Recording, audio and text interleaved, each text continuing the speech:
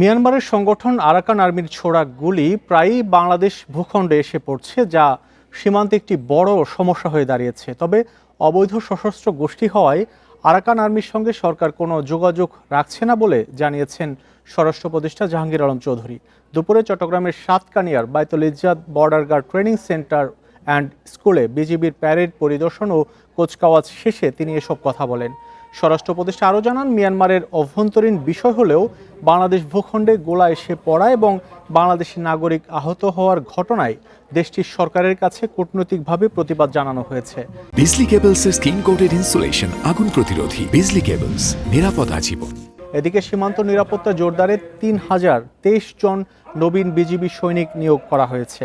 দেশের সার্বভৌমত্ব রক্ষায় কোনোভাবেই মাথা নত করা যাবে না বলে জানিয়ে নবীন সৈনিকদের সীমান্তে যে কোনো হুমকি মোকাবেলায় প্রস্তুত থাকতে বলেছেন স্বরাষ্ট্র উপদেষ্টা।